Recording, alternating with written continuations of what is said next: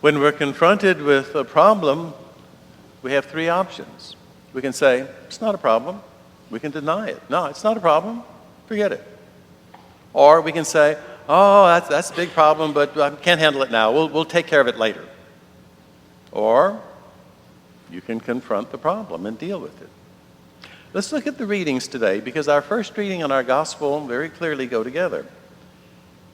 Now, in order to confront these problems, let's remember the basics. Back in the Old Testament, the people were told, the first and greatest commandment is this: love the Lord your God with all your heart and mind and strength and soul. Love your neighbor as yourself. Jesus came into the world, both God and man, and there was a time when there was a scribe. Scribes are the ones who wrote the law down so that other people could read them. So they were very familiar with the law. They knew all the 600 some laws of the Jewish religion. And he asked Jesus, what is the greatest of all the laws we have? And Jesus told him, love the Lord your God with all your heart and mind and strength and soul. And the second is like it, love your neighbor as yourself. And remember, Jesus said, on these two laws, the whole law depends. And then right before Jesus ascended into heaven, he changed that second law a little bit. He said, love one another as I love you. So it's not a major change, it's just intensifying it, isn't it? So loving God and loving neighbor, that's pretty clearly the foundation of our faith. In the first reading, the prophet Amos is really upset. His indignation is powerful. Woe to the complacent in Zion who live in luxury and ignore the poor. They shall be the first to go into exile. You only care about your own comfort. You're using them. You are impoverishing other people so you can be rich and comfortable. Shame on you.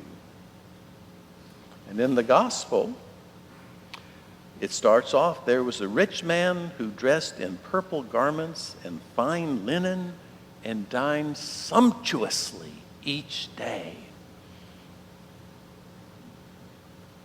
Well, I'm wearing fine linen today. This is fine linen. It's Irish linen. It's fine linen because if you look at it carefully, the threads are really small and they're nice and smooth. They're not all lumpy. It's beautiful stuff. It's very comfortable. I like it. I don't wear it every day, but it's good stuff, okay? So I sympathize with the guy for liking fine linen. But I'm not wearing purple, but back then purple was frightfully expensive. I think somebody said it took like 30,000 snails to make 1 ounce of purple dye. That's why it was so expensive. So this is a man who had to wear the most expensive clothes out there, the finest linen, not just the regular homespun stuff, but the very finest, and dined sumptuously, not just every now and then, but every day. He had to have the best of everything every day. Nothing else was good enough for him. And lying at his door was a poor man named Lazarus, covered with sores, who would gladly have eaten his fill of the scraps that fell from the rich man's table.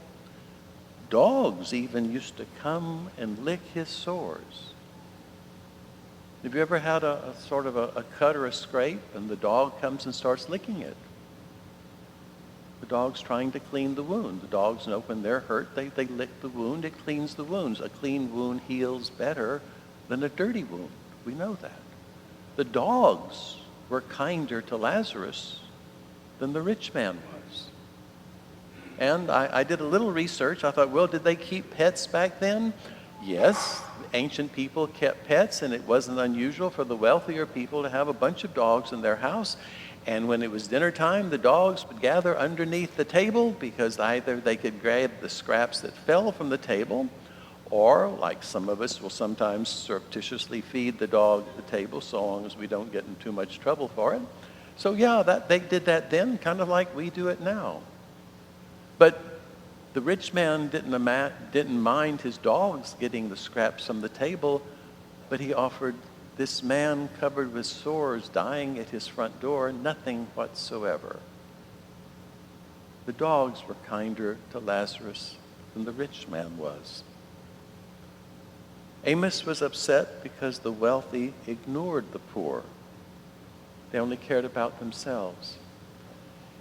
Do you remember when Enron was the big deal and the whole world admired Enron, and then it just started imploding, and there was, people were losing their jobs, and all the people who retired, their retirement fund was in Enron stock, and because Enron was tanking, the stock was useless.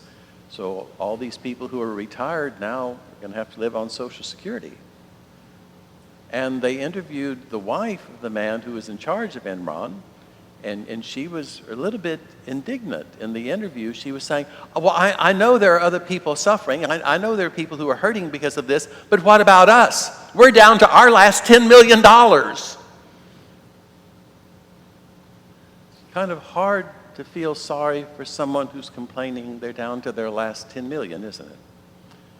Well, that kind of sounds like the people whom Amos was castigating. It sounds kind of like the rich man. No matter how rich we are, we don't have enough, and we're the only ones who matter.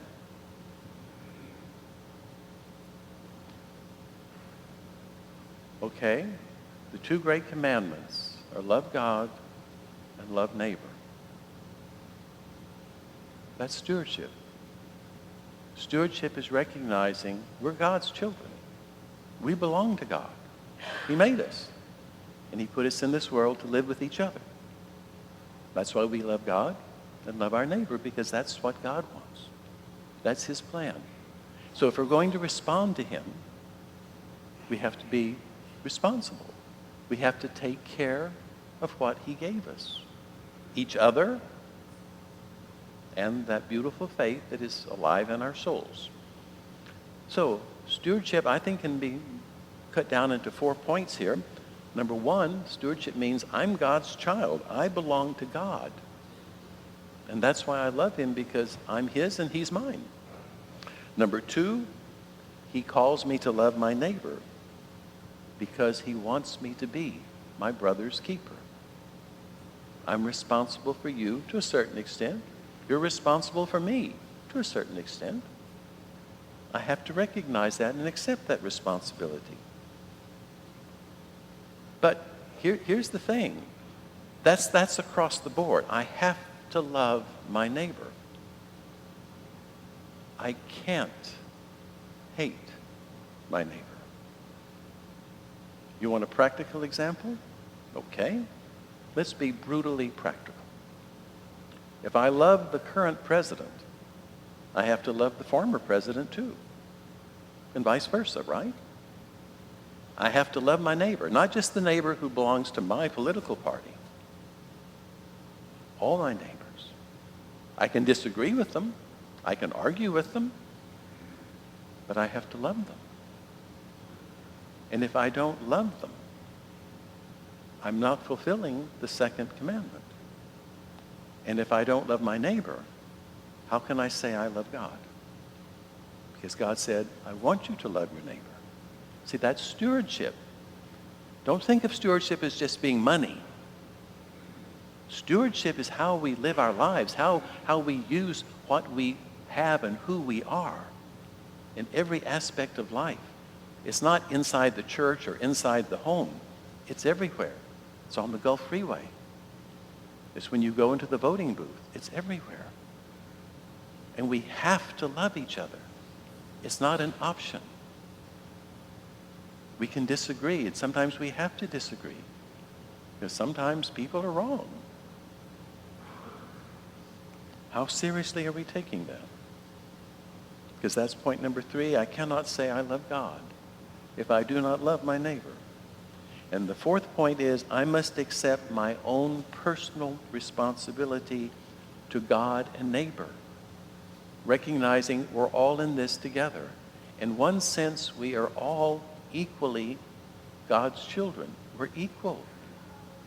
You're not more God's son or daughter than I am, nor less. And if we can accept that, then we say, okay, we are responsible for each other and how we use God's creation, how we take care of things, how we take care of our wealth. Jesus never said it's wrong to be wealthy. He had wealthy people who followed him and contributed to his support, and he accepted their donations. So we're not going to apologize for wanting money to take care of our family. In the Old Testament, they wanted to figure out, well, how are we supposed to do this? In the Old Testament, they said, well, it's tithing. You give your first fruits to God. You give the first tenth of what you earn to God. The rest you do with the best you can. But you give your first tenth to God. The remaining 9/10, that's for you and your neighbor to the extent that you need to take care of your neighbor. So that's the model we have from the Old Testament. Jesus never said do that, and he never said don't do that. Seems to me he wants us to think about it and say, am I being responsible? Am I really giving my first fruits to God, or am I giving him my leftovers? If I don't want it, you can have it. Not exactly the definition of generosity, is it? Well, I can think of one quote that I really like. It's from Sophie Tucker, a play she was in 1945. I wasn't there to see it, but I've read about it. She said, I've been rich and I've been poor, and believe me, honey, rich is better. And I'm not going to argue with her. But I also saw a quote from Tony Robbins. You may be familiar with him. He writes a lot of inspirational books. He said, success without fulfillment is the ultimate failure. No matter how many millions you may have, if that money doesn't give you fulfillment, doesn't give you joy, doesn't make your life richer, not your bank account, but your life, that is the ultimate failure. How many rich fools are there in the world? How many poor fools are there? St. Paul said, if I am going to be a fool, let me be a fool for Christ. So let's ask ourselves, how are we going to deal with this issue?